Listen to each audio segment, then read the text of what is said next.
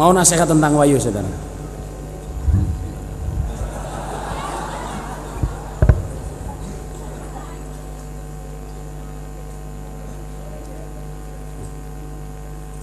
Saya penggokkan nasihat tentang wayu ya.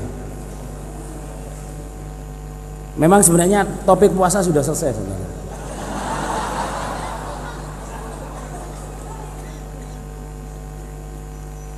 Biasanya ibu-ibu ya, bapak-bapak ini, tapi saya komitmen ya. Jadi supaya diketahui di sini kalau saya nasihat tuh insya Allah saya tidak pernah nerima pesanan. Dan saya tidak mau nerima pesanan. Kalau ada orang kirim surat atau Mas tolong dong nasihat ini, saya nggak mau. Kamu kalau mau nasihat sendiri aja, jangan pesan saya. Mas ini soalnya gini ya, udah kamu keep for yourself gitu. Kak, ya apa simpan untuk dirimu sendiri. Kalau kamu nasihat aja, gitu. Kamu dengerin aja, insya Allah nanti keluar itu. Nggak usah kamu pesenin. Jadi juga nggak ada pesanan wayu, juga nggak ada, saudara. Karena ada ibu yang bilang kalau kurang wayu, nah, itu saya nasihat tentang wayu. Jadi ibu-ibu ya.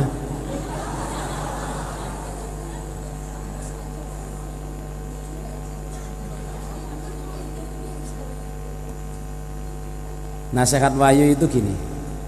Pertama, biasanya bapak-bapak ini mesen nasihat Mas Amir, nasihatin ibu-ibu supaya paham wayu. Itu saya bilangin ibu-ibu ya, mestinya yang dinasihatin paham wayu itu laki-laki. Betul lah.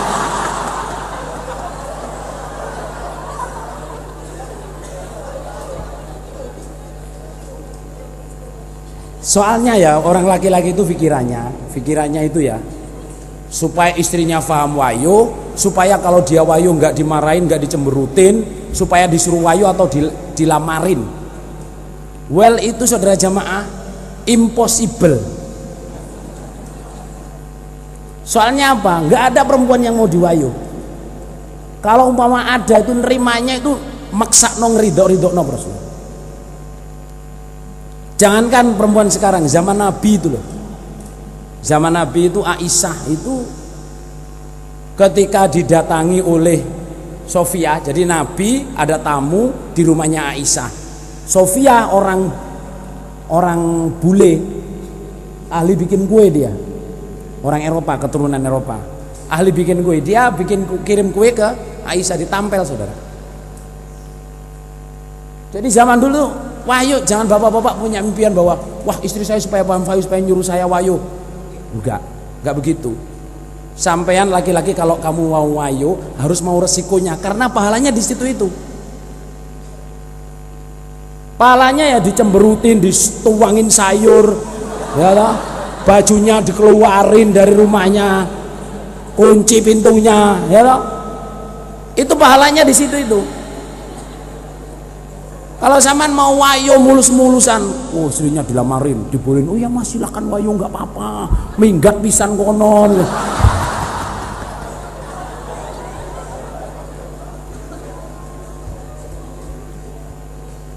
Jadi bapak-bapak kalau mau wayo aja, nggak usah nasihatin istrinya, wayo aja. Just do it man, tapi tanggung resikonya. Lah resikonya itu pahalanya itu, gitu loh. Resikonya pahalanya itu. Kalau perempuan dia sama wayu terus dia cemberut, nyeker gitu badannya. Apa? Oh nyakar dah. Bahasa Jawanya nyeker. Atau sama dicemburoni, justru itu bumbunya wayu ada di situ itu. Lihat kalau orang wayu saudara jamaah biasanya itu ceweknya itu makin sregep. Yang tua asalnya nggak maca, akhirnya jadi maca. Nggak minum jamu, akhirnya minum jamu. Sampai suaminya jengkel, saudara. Wah istri saya ini gimana? Ditanya kamu tuh kok bisa gitu, kenapa tuh dik? Sekarang kok lain gitu. Saya dapat oleh-oleh jamu dari Madura pak. Oh mana ini loh. Malam-malam istrinya tidur dibuang di sumur. Pagi-pagi istrinya mau nimbo itu, mau masak itu loh, kok sumurnya mingkup. Lalu panggil suaminya kan, Pak nih, sumurnya mingkup Pak nih, kenapa gitu. Lah jamumu saya buang di situ. Sumur aja mingkep kalau punya kamu.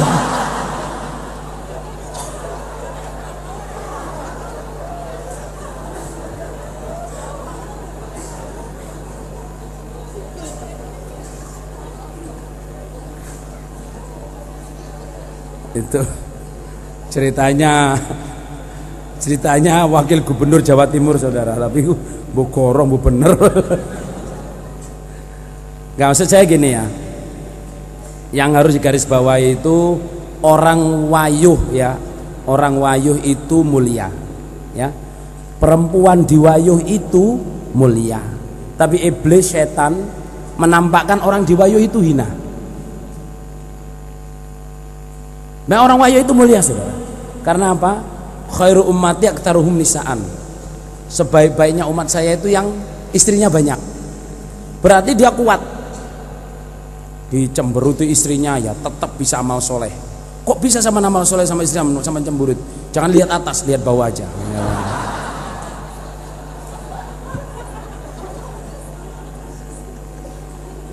Benar-benar jangan dilihat atas saudara ya. Kalau lihat gini langsung waduh ya. Itu mangkulannya orang-orang yang ahli wayuh.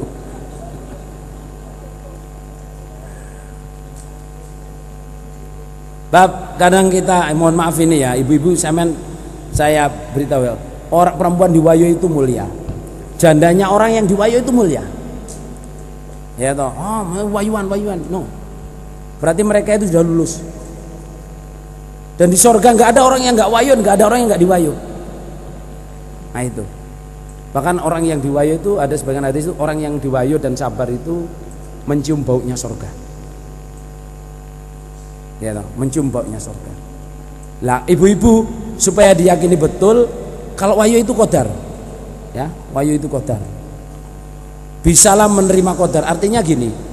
Laki-laki ya saman ikat tangannya di tiang ini, saman ikat tangannya, saya ikat kepalanya, saman ikat perutnya. Kalau waktunya nikah, kalau wayuh akan wayuh dia. Kalau qadarnya dia wayuh akan wayuh dia. Tawaleni peline, tawaleni sikile, tawaleni sembarang iki lho. Ucul pas lho ucul. Moro-moro duwe bojo ono ngono piye carane lho. Oh nikah pakai telepon lho. Tapi biarpun sama lamar-lamarin, ayo Pak gini tak golekno itu lho. Mbak iki lho rodok lemu, sing lemu aku. Iki lho sing kuru, kekurun. Soale wis seru nek bojone gak nang sing kuru kok. Ya. Iku ireng kok kekirengan mau wedi aku. Meskipun saman lamarin kemana-mana, kalau suaminya kodarnya nggak wayuh ya nggak wayuh. Mau berapa banyak orang laki-laki itu dilamar no bojone di nyonyol ora gelem. Mau golek perkara dik. Lah ibu-ibu meskipun saman paham nggak usah nyonyol no. Loh ini saya nasihat betul ya. Ada orang tuh sok jagoan. Sok jagoan itu wah ini loh. Maksudnya itu nunjukin saya ini paham. Suami saya lamarkan saya. Mosok wis dadi pingsan iku pirang-pirang dina Rasulullah. Tewangi kecah maneh. Padahal yang lamarin dia. Dadi gak usah nyonyol no ben bojone wayu yo karepmu, gak wayu yo karepmu. Lho kok wayu karepmu gak wayu karepmu.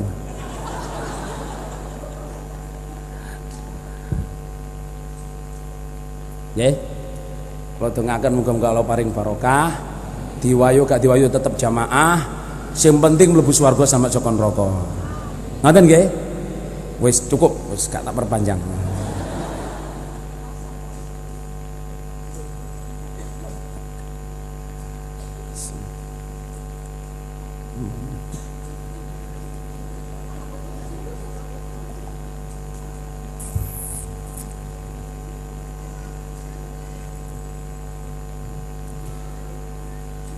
Suami istri itu saudara jamaah,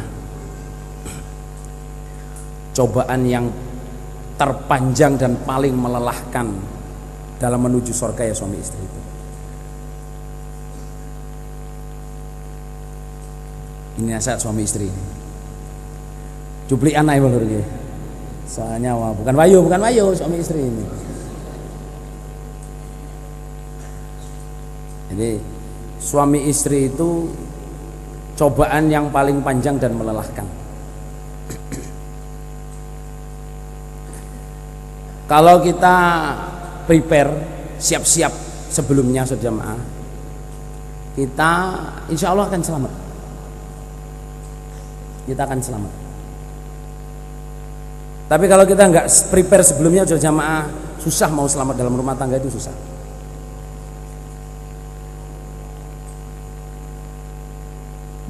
Ada topik nasihat yang judulnya itu mempersiapkan anak untuk menjadi suami dan istri yang baik. Tapi itu makan waktu lama sekali. Cuman saya akan menyampaikan mukadimahnya dan sebagai suami istri ya. Usahakan saudara jamaah kita menyiapkan anak-anak kita untuk menjadi suami atau istri yang baik. Jadi dari rumah sudah dinasehatin, sudah diberitahu, begini loh Nduk, besok kamu itu bakal jadi istri.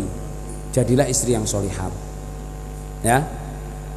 Nak, kamu laki-laki, kamu itu bakal jadi suami. Jadilah suami yang soleh.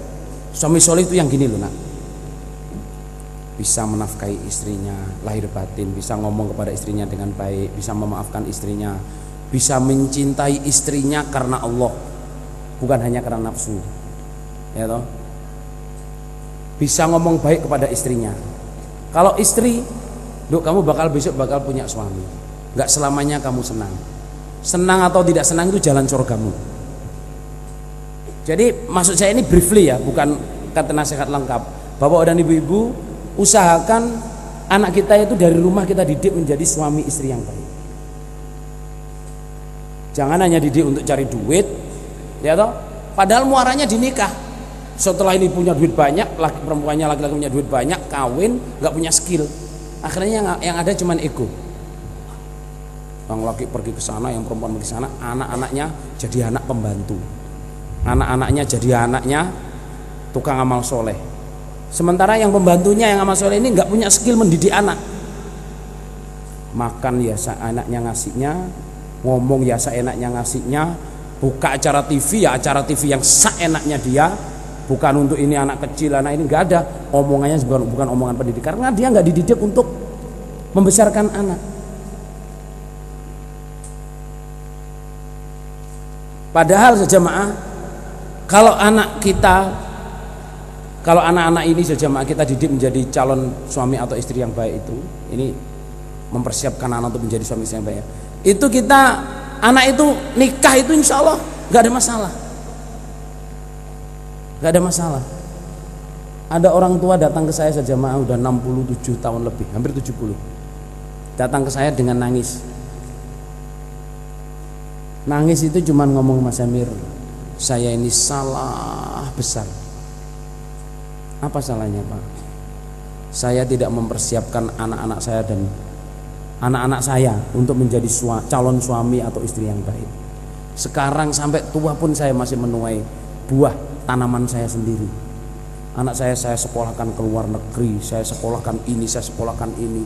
Tidak saya didik menjadi calon suami saya. Sekarang menikah geger terus, urusan ini geger, urusan ini perselisihan terus, sampai saya ini masih pusing ngadepin gegernya anak-anaknya ini loh, karena nggak siap. Banyak orang tua yang pengen punya menantu yang baik, banyak anak-anak gadis yang pengen dapat suami yang baik, banyak anak-anak Joko yang pengen dapat istri yang baik. Kuncinya mudah saudara, Allah itu memberi kunci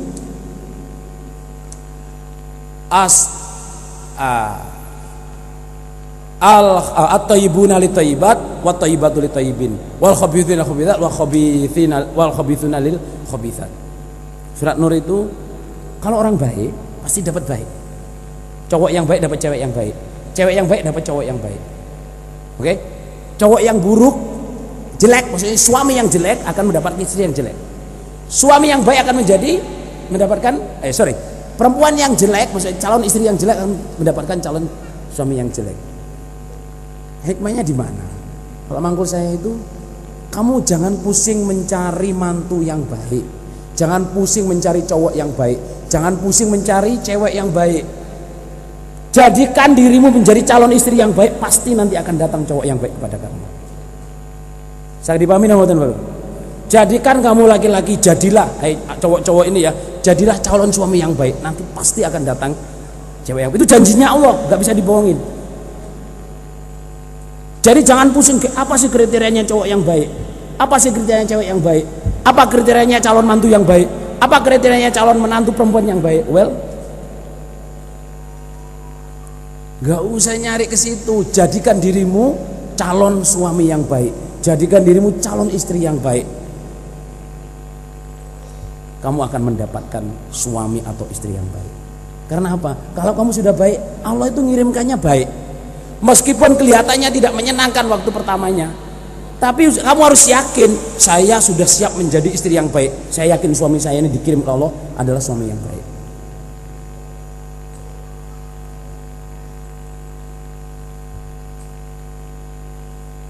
Kira-kira mudeng apa mboten iki? Bapak-bapak pengen punya mantu yang baik apa yang buruk? Baik. Ya baik rupanya, ya baik kelakuannya. Ngoten nggih? Adik-adik cewek-cewek ya. Biasanya yang problem itu cewek-cewek, cowok juga sih. Adik-adik kamu semua ya, cewek-cewek ya, kamu semua adalah perempuan yang cantik dalam dirimu sendiri. You are beautiful on your way, in your own way. Yes. Kamu adalah cantik dalam dirimu sendiri. Ini harus yakin. Mas-mas juga gitu. Kamu semua adalah ganteng-ganteng dalam dirimu sendiri. Artinya jangan takut jadi diri kamu sendiri. Saya ini kependekan, saya ini keriting kayak saya ini saudara ya. Saya ini gemuk, saya ini hitam, saya ini bibirnya domber apa? Dowe. Saudara jamaah, itu semua udah ciptaan Allah, akan ada pasarnya sendiri-sendiri. Ini saya ngomong kasar tapi yang aslinya begitu. Kamu nggak usah takut kamu pesek, kamu hitam, atau kamu gemuk, atau kamu terlalu semok, atau kutilang damun, kurus tinggi lasing, dada montok, ya. Maksudnya you don't have to worry about yourself. Just be good. Just be good. Maksudnya be good itu kamu buatlah dirimu sendiri jadi orang yang solihat. Kalau perempuan, laki-laki jadi orang yang soleh. Nanti Allah akan mengirimkan sendiri orang yang senang dengan kamu. Jamaah ini mudah-mudahan orangnya nggak di sini ya. Mudah-mudahan orangnya nggak di sini. Ini cerita ini, you are beautiful on your own way. Itu nyata. Kamu adalah cantik dalam dirimu sendiri. Itu nyata betul. Ada tahun 80-an saudara. Sekarang sudah 2000 berapa ini? 2013. Sowi berarti ya. Ini ada waktu itu ada insinyur dari Jakarta. Mudah-mudahan orangnya nggak di sini. Cari istri ke Gading. Zaman tahun 80 kalau insinyur itu kan wah saudara. Cari istri ke Gading itu, yang cerita ini ibu perempuan yang ngelancarin, datang ke rumah orang minta dicariin istri. Dilalah ibu itu nyarikan perempuan yang nilainya 7+, jadi 7 ke atas, out of 10, oke, out of 10, jadi 7 dari 10. Yang dicari ini dilalah 7 perempuan saudara, semuanya godek. Enggak bu, ada yang 8,5, ada yang 8. Lah ibu ini sampai jengkel, wis mas sama ini panjani insinyur ganteng anyi-anyi, gak enek untuk gue di Jawa Timur apa di Gading sini yang selera sama nyari Jakarta sana banyak. Enggak bu, saya ini orangnya biasa bu, enggak macam-macam. Lah ini semua enggak mau, ya memang saya enggak mau, ya udah cari sendiri.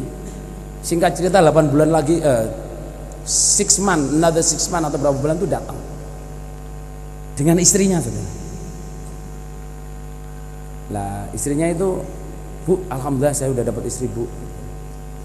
Terus tak delok mas Emir ya, saya ngasih nilai 6 ibu, mikir-mikir mas 6 minus. Lu kok gitu bu? Yes, itu ya mek omongan tok Emir. Lu kenapa? Lah wong ya arek yo ireng, Dek, tapi mubalighat. Saking penasaran saya itu saya tanya. Ya, saking penasaran tuh saya tanya. Lah ya Mas Mas insinyur yo ganteng, yo gede dhuwur, yo insinyur, yo kerja yo kok Jakarta. Kok yo oleh mubalighat kayak ngini, Mas. Saya maksudnya itu dia tanya saking penasaran, Mas. Jangan marah ya, saya tanya. Sebenarnya apa yang menarik dari sampean? Oh, apa yang menarik sampean dari istri sampean gitu loh. Saya itu suka perempuan yang semok. Tahu semok gak? Saya itu suka perempuan yang pantatnya baheno. Lu lah kok cuma nyari baheno lu gak ada ngombruan, Bro. Masih Cak Jupri yo semok, Bro.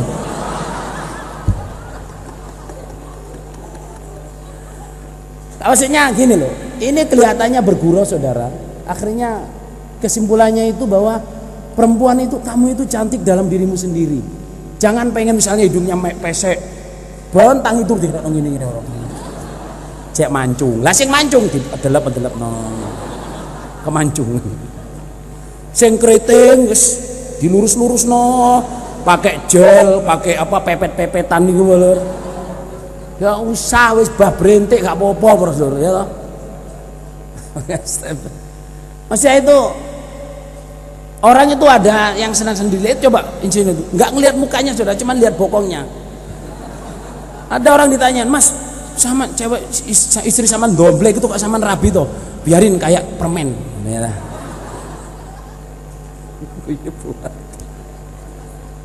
Jadi kalau udah kadang suka saudara jamaah, bibirnya domble itu dia ya suka aja. Itu sensual bagi saya. Padahal delok yang domble temen malah.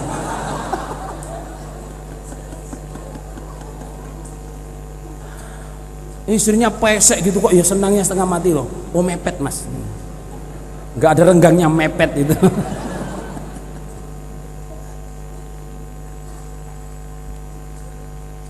Jadi maksud saya itu gini ya, kita usahakan diri kita itu jadi baik, mas-mas ya, bujang-bujang ini, ya apa selingan lah, okay? Mas-mas mbak-mbak yang gadis-gadis ini, jadilah perempuan yang baik, banyaklah doa kepada Allah, belajarlah jadi istri yang baik. Ibu saya itu pernah memberitahu adik perempuan saya dengar sendiri, Duk, besok kalau punya suami itu ya, kesukaannya apa kamu kasih, misalnya minum teh, biar dia minum atau nggak diminum nggak usah kecewa, bikinkan teh, taruh di situ, jangan menunggu suamimu minta. Sampai segitu ibu saya nggak nasehatin anak perempuannya gitu. Oh iya ya gitu. Soalnya kalau kamu itu nunggu minta, kamu itu nggak melayani suamimu, padahal kamu tuh perlu surga dari suamimu. Sekarang topiknya, kenapa perempuan itu harus taat ke suami? Kenapa perempuan harus taat ke suami? Saya tidak akan nasihat ibu-ibu taat suaminya ya, enggak. Saya akan memberitahu ibu-ibu kenapa ibu-ibu harus taat kepada suami. Dengarkan bapak-bapak nggih. Ini nasihat khusus untuk ibu-ibu, tapi zaman saya izini mendengarkan. Kenapa sih cewek-cewek itu suruh taat ke suami? Saudara, ibu bapak saya ini mubalik. Ibu bapak saya ini, bapak saya mubalek, ibu saya mubalighot. Cuman ibu saya kemubalighotannya lebih senior. Usianya lebih muda tapi kemubalighotannya lebih senior. Ibu saya tahun 56, tahun 57 udah tugas mubalighot. Tapi bapak saya insafnya tahun 61. Nah itu. Lah, ibu bapak saya ini karena mubalighot, di rumahnya di Gading, itu punya kewajiban ngajar ngaji.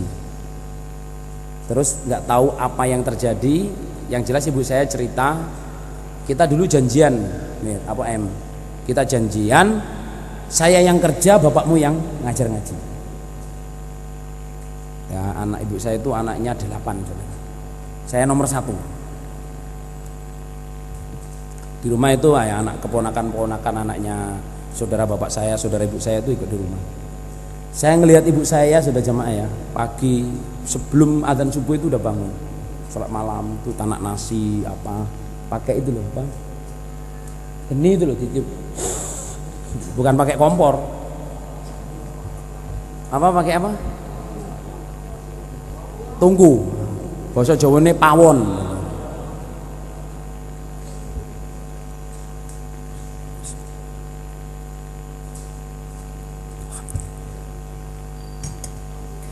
Mulai subuh sudah kerja, habis itu sholat ke masjid, anak-anak bangunin anak-anaknya sholat ke masjid, balik ke rumah ngajar ngaji kita sambil masak. Terus sebelum jam 6 kita semua udah makan anak-anak itu. Terus ibu saya pergi ke pasar, jadi ngajar ya masak ya ngajar ngaji, terus pergi ke pasar kerja.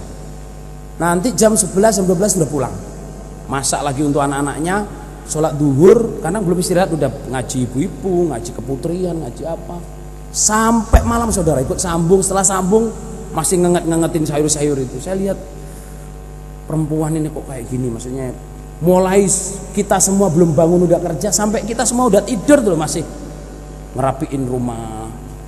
Nah saya ngelihat keadaan ibu saya, tapi ternyata sudah jamaah, saya itu juga pertanyaan saya, kenapa sih perempuan kok harus taat ke suami? Saya cari jawabnya saudara. Ternyata ya di Bukhari itu diterangkan perempuan atau istri disuruh taat ke suami itu adalah keadilan Allah untuk makhluk perempuan. Kenapa keadilan Allah? Allah itu mencipta perempuan ya, lebih jadi gini, Allah itu mencipta makhluk perempuan, manusia perempuan, physically and mentally, fisik dan mentalnya itu lebih dekat ke neraka daripada ke surga. Halo ibu-ibu, mendengarkan apa enggak ini? Allah mencipta perempuan itu secara fisik dan mental lebih dekat ke neraka daripada ke surga.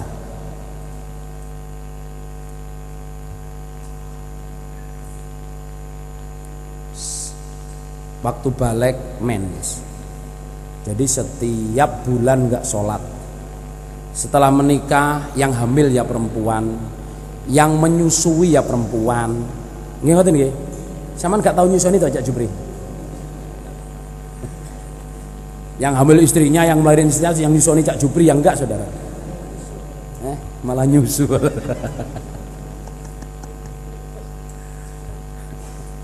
Jadi perempuan itu jamaah ya, waktu balik sudah mens.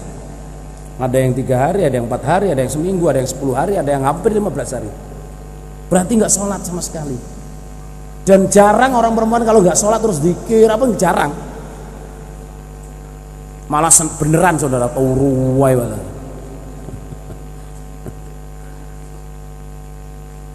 Jadi secara fisik ngaku nggak ngaku perempuan tuh pahalanya kurang. Secara fisik tok, apalagi setelah hamil, melahirkan, ada nifas. Setelah nifas nyusuin anak itu satu proses yang panjang saudara, dekat dengan najis, mau mandi, apalagi nabla min dalik kena istihadah, itu berat saudara. Tahu istihadah nggak? Keluar darah terus menerus tapi bukan haid, itu berat. Jadi secara fisik dan mental perempuan itu lebih dekat ke neraka daripada ke surga. Makanya apa sih jemaah? Makanya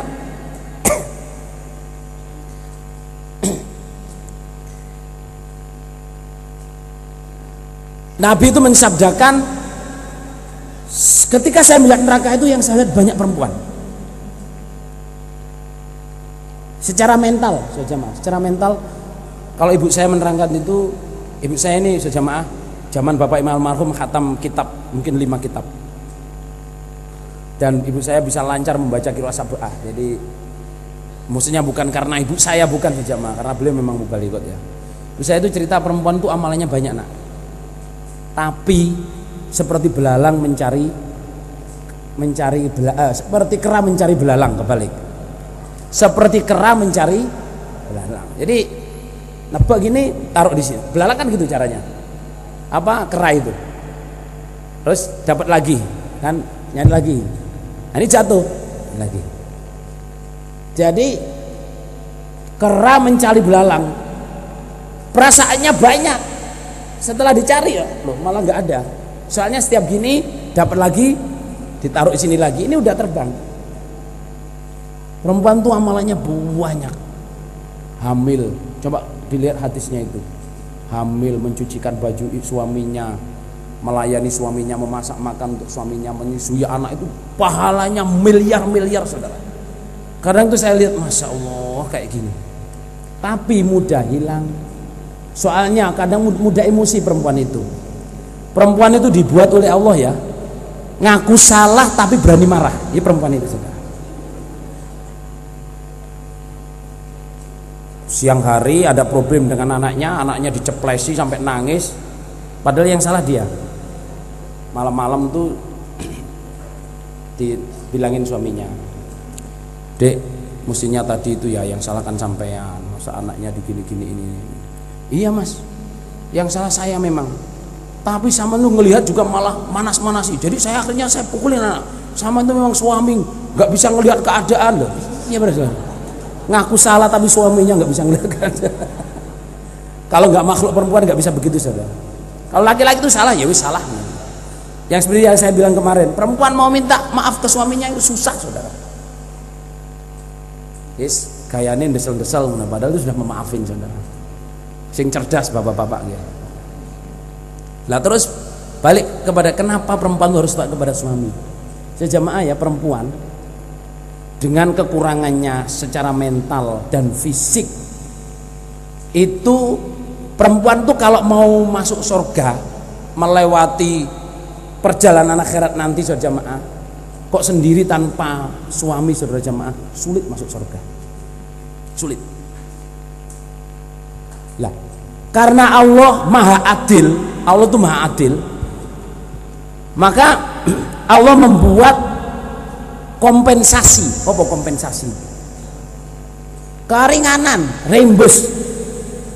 Karena Allah membuat makhluk perempuan itu secara mental dan fisik lebih dekat ke neraka daripada ke surga.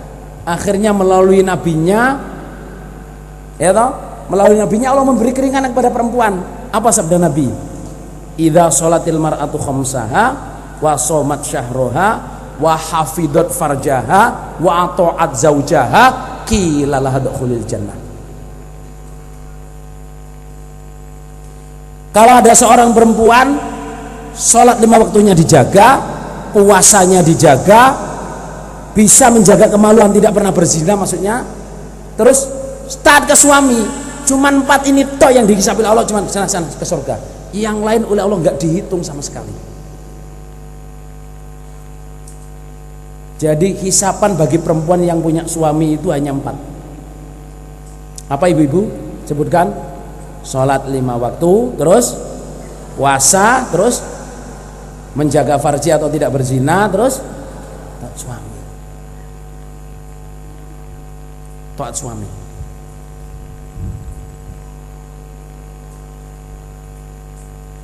Makanya saudara jamaah ya, sampaikan Nabi Muhammad SAW bersabda, lau kuntu amirun ayyasjuda ahadan li ahadin la amartum mur'atan antas juda li zaujiha. Seandainya saya boleh menyuruh, punya hak memerintah perempuan supaya taat ke suaminya. Seandainya saya boleh memerintah manusia sujud ke manusia, niscaya perempuan yang saya perintah sujud ke suaminya untuk mendapatkan ridho suaminya. Kalau di hadis sama-sama di Kitabul Adillah bunyinya, idza ma'atatil mar'atu wa zawjuha radin qila ladkhulil jannah. Ketika seorang perempuan meninggal dunia, suaminya ridho, maka Allah akan memasukkan perempuan itu dalam surga. Idza ma'atatil mar'atu wa zawjuha radin qila ladkhulil jannah. Kalau perempuan itu meninggal dunia, suaminya ridho, langsung perempuan itu dimasukkan ke surga. Berarti mbak-mbak yang belum punya suami, saya doain mudah-mudahan paling segera dapat suami yang barokah. Ya, ibu-ibu yang nggak punya suami, saya doain mudah-mudahan paling suami yang barokah. Ibu-ibu yang pengen menikah mendawal paring suami yang barokah. Di sini tim pernikahannya siapa? Ada tim pernikahannya apa enggak ada tim pernikahannya? Tim perkawinan. Tuh ngaco. Kelompok desa daerah. Kelompok. Tim daerahnya siapa? Oh iko. Siapa jenenge? Tuh nek sing ngacung lambiring itu siapa? Siapa itu? Lah ya siapa? Oh Pak Demyati. Pak Demyati dan yang lain-lain ya. Kalau ada perempuan belum nggak punya suami, baik perawan atau janda, terutama yang janda-janda, itu usahakan dilancarkan, oke, dilancarkan. Jangan menyangka paling nggak mau, jangan, harus ditanyain, Bu, sampean nggak pengen menikah? Wis tuwek kok pengen nikah? Ini ada yang lamar Bu, ya sudah mana?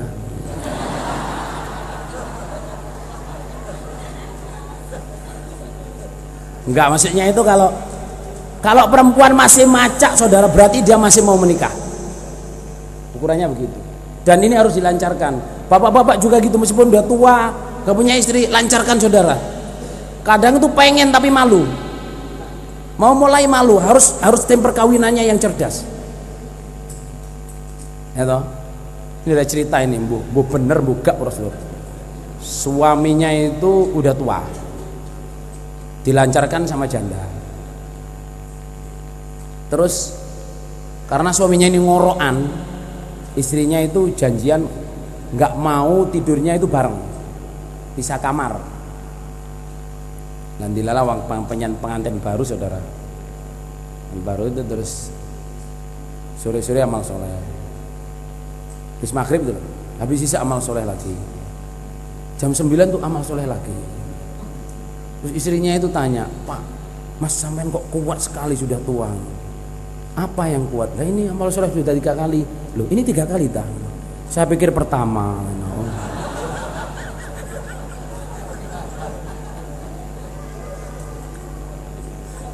Nangkep apa ora Bro? Maksudnya orang tua itu yang masih pengen amal soleh saudara, gitu. Tapi urusannya kalau gitu bukan amal solehnya, apa? Surganya nanti itu loh. Mbak juga gitu, menikah saja, yang penting ganteng, paham, nggak usah yang sulit-sulit ya toh. Biar ganteng nggak apa-apa, yang penting paham, kan? Biar kaya nggak apa-apa, yang penting luman, yang penting dermawan. Jangan elek, gak paham, melarat, medit pisan. Oblah bendalik saudara.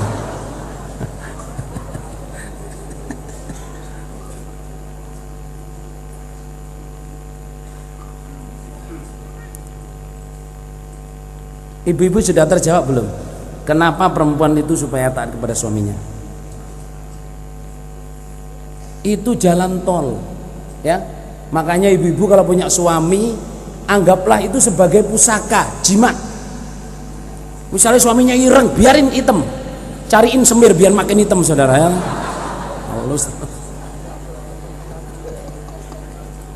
Keriting, biarin keriting saudara. Kalau junub gampang, nggak basah. Jadi kalau saya ini junub gini udah kering saudara. Sesama keriting dilarang saling mendahului.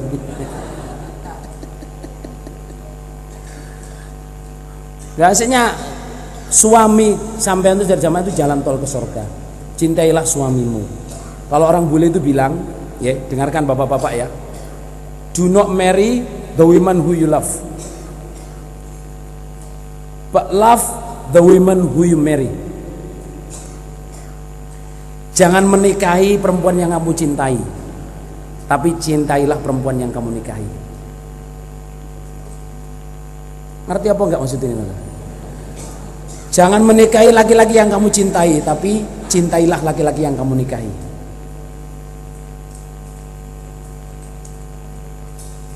Nangkap nama buatan malu. Ini sebenarnya maknanya saudara, maknanya itu apalagi kita jamaah, ada istikharah, ada qadar, ya. Maknanya itu kalau kita sudah menikah itu jodoh kita. Kalau kita sudah menikah itu jodoh kita. Lupakan tentang masa lalu. Artinya apa? Kadang orang itu harus menikah kepada laki-laki atau perempuan yang bukan cintanya, bukan cinta pertamanya, atau bukan idamannya, atau bukan idealnya. Wis kadung tanda tangan ngono wis rapi.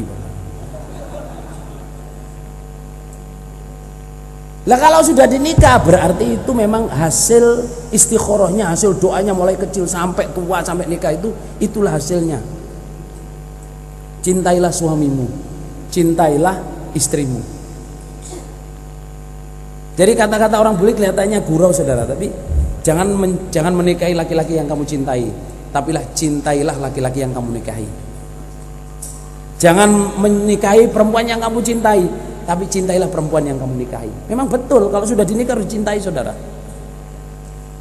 Segala sudut, meskipun biar asalnya langsing, saya jadi langsung, ya tetap dicintai saudara.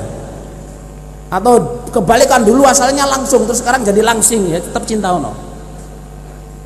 Kamu tuh saya nikahi dulu soalnya kamu itu semok, gendut. Soalnya ada orang itu laki-laki yang suka ya perempuan itu yang gendut tapi kelihatan langsing. Iya, gendut kelihatan langsing.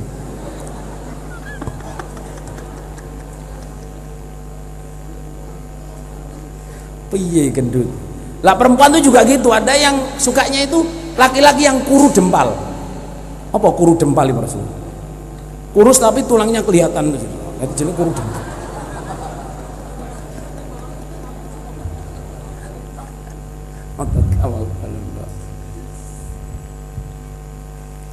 Saudara, untuk perempuan ya, Bapak Imam almarhum Haji Nur Hasan itu cerita, perempuan yang bisa mencintai suaminya, menghormati suaminya, mentaati suaminya itu membuat suaminya itu derajatnya tinggi. Ini cerita ya, ceritanya Bapak Haji Nur Hasan. Judulnya ceritanya itu Drono RTT. Drono RTT. Atau namanya laki-laki namanya Drono RTT. Saya tulis itu saudara, cerita itu saya tulis. Drono RTT. Jadi zaman dulu itu ada orang laki-laki namanya Drono RTT. Dia mulia, naik pangkatnya karena istrinya itu sangat setia dan taat kepada suaminya itu. Jadi Drono RTT itu laki-laki yang penakut. Lihat semut itu girap-girap. Oh semut, semut. Apalagi lihat ayam, lihat coro, wah girap-girap saudara. Saking takutnya sama binatang itu, oleh istrinya itu digendong pakai gendongan di belakangnya. Jadi suaminya kalau nutu itu, istrinya kalau nutu itu menumbuk padi, itu suaminya digendong. Soalnya daripada teriak-teriak datang, semut, semut, semut. Ada pite. Jadi sama istrinya kemana-mana digendong saudara. Jadi istrinya itu ini jalan surga saya, jadi ya kemana-mana saya gendong, nggak apa-apa saya terima, saya punya suami kayak gini. Nah itu. Terus dilalah saudara jamaah suatu hari itu di kerajaan situ itu tanamannya itu dirusak oleh ketek babon.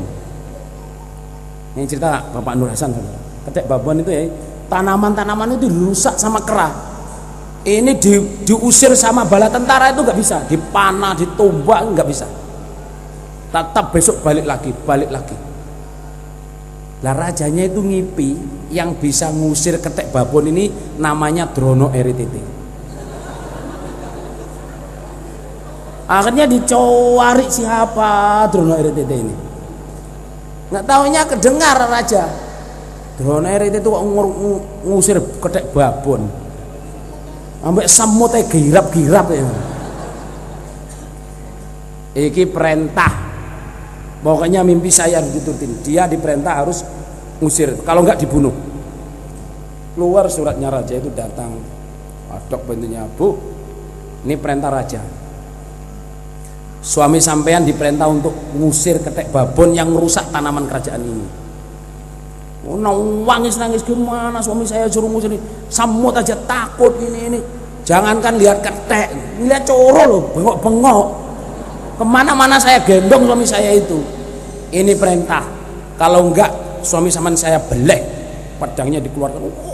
Langsung, jangan Pak, jangan wis buatan apa-apa. Suaminya, "Jo bojo.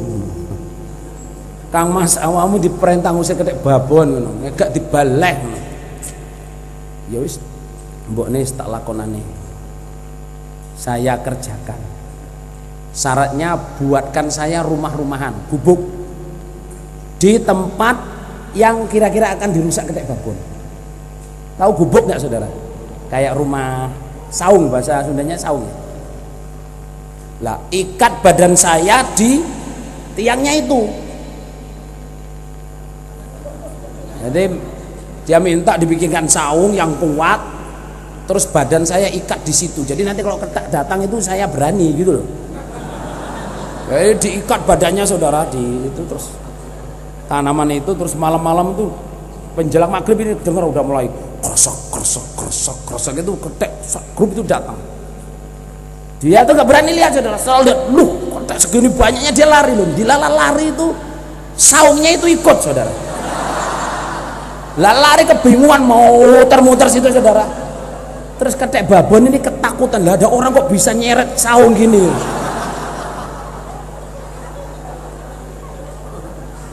Akhirnya kerannya itu saudara jamaah nggak pernah kembali lagi.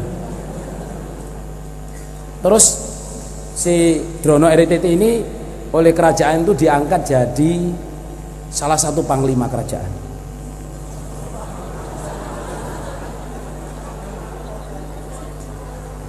Lah pancene bojone tak lur dipanggil ambek raja wis pokoke dadi punggawani raja. Dilalah suatu hari itu kerajaan sebelah yang biasanya bayar upeti itu tidak mau bayar upeti, menantang perang. Lah keputusan raja gampang aja. Ini kerajaan ini kuat. Dia udah tahu raja itu sebenarnya kuat, tapi ini sekarang udah saatnya dia itu pengen nyerang kerajaannya Dorono RTT ini. Nggak mau bayar upeti. Nah, terus raja langsung, wes panglimane saiki Dorono RTT. Sakti Mandraguna lho. Diperintah gitu ya kemeringet deh lho. Piye iki lho. Lah kalau jadi panglima jalan kaki apa naik kuda? Harus naik kuda. Naik kuda. Wah.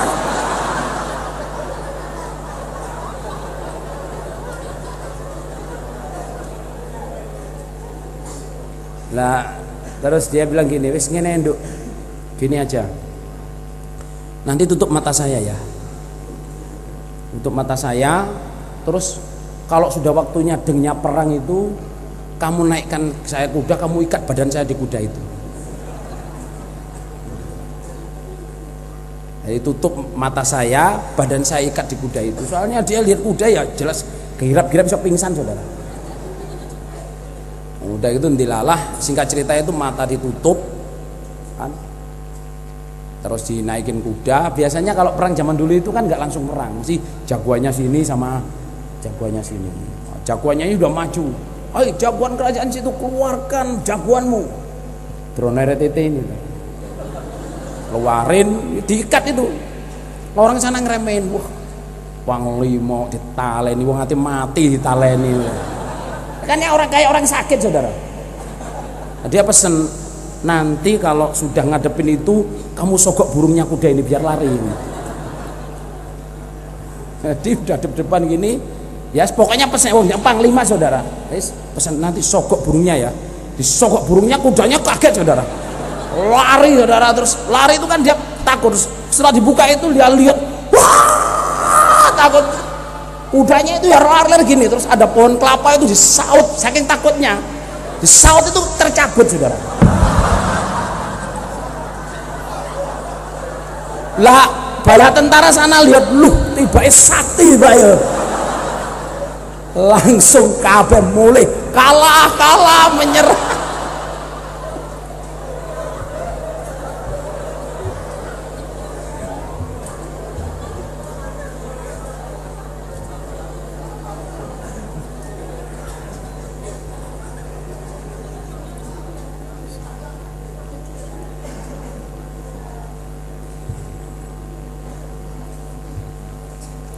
Itu cerita dari Bapak Haji Nur Hasan bahwa perempuan itu kalau mentaati suaminya itu Allah akan dinaikkan derajatnya terus. Dan suami itu kelihatan mulia saudara kalau ditaatin suaminya, dihormatin suaminya. Laki-laki ya berdekatan dengan laki-laki yang istrinya hormat, nggak canggung, ya taat nggak canggung, ngomongnya ya enak. Itu laki-laki itu mesti tanya, ini mesti punya rahasia, something. Tapi kalau laki-laki jumpa dengan laki-laki, istrinya itu nggak ada hormatnya, nggak ada taatnya, nggak ada ininya, itu iki laki-laki opo gitu. Penuh gudik kali sampai istri maksudnya kok nggak dihormatin sama istrinya itu loh. Kehormatannya udah nggak ada saudara. Kemuliaan meskipun kayak drono RT itu dengan semut takut betul, tapi karena istrinya itu sangat hormat dan taat kayak gitu.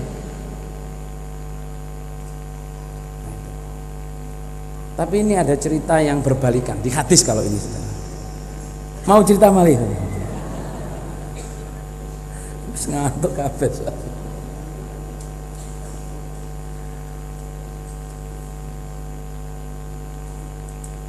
Saya udah baca hadisnya, ini cerita di kitab Khuluqul Mukmin, akhlaknya orang iman. Itu ada hadis yang diceritakan oleh Nabi juga. Kebalikannya, mulianya suami menghadapi istri yang cerewet. Jadi istri itu enak dewe tapi suaminya sabar. Yo cerewet, yo enak dewe yo. Tapi suaminya jadi mulia.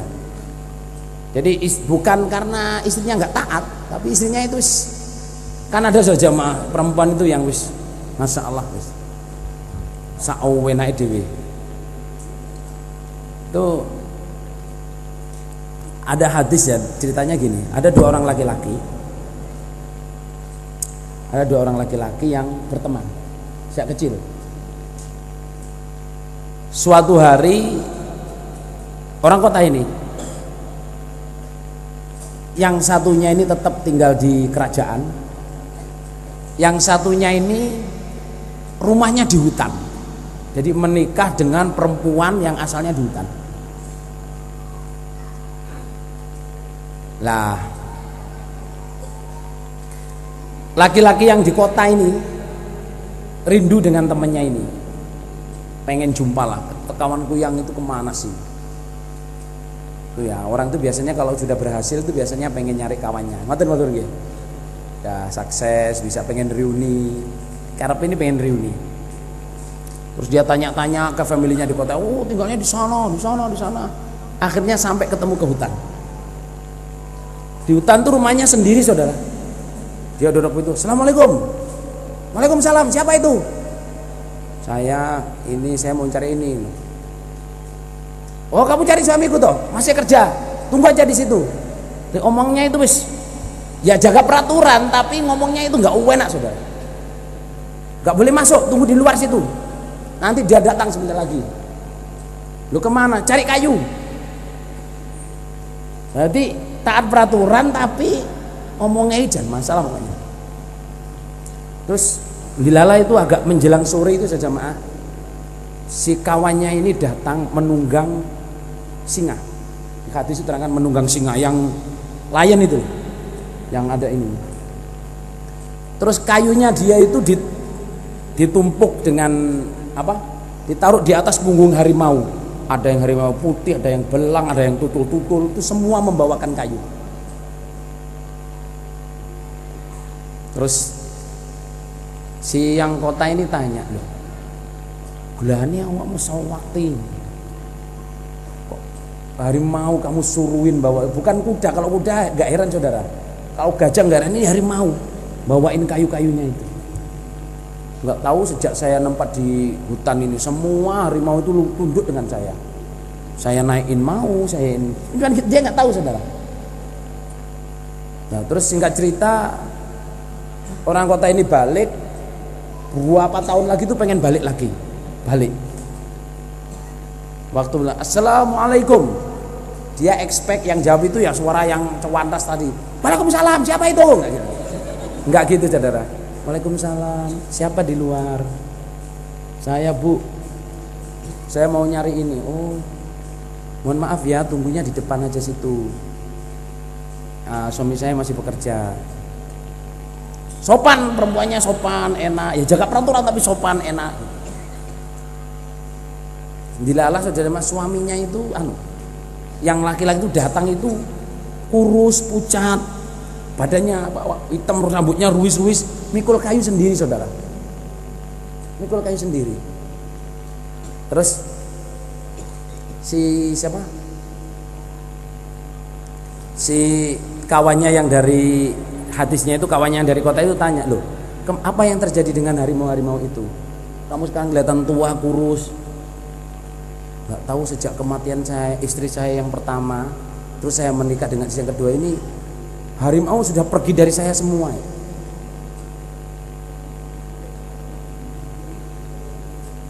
Nggak mau lagi saya suruh-suruh, saya naikin, nggak mau. Nah itu ternyata kesimpulannya sudah jamaah, laki-laki yang bisa menghadapi istrinya, sabar, pemaaf, meskipun istrinya cewantas ngomongin saenake, wis tak sepuro, itu melebihi saktinya orang sakti. Hadisnya kesimpulannya gitu. Lah mang kok ngono ya, sebuah pokoknya ceritane ngono iku lho. Konggo la bareng barokah.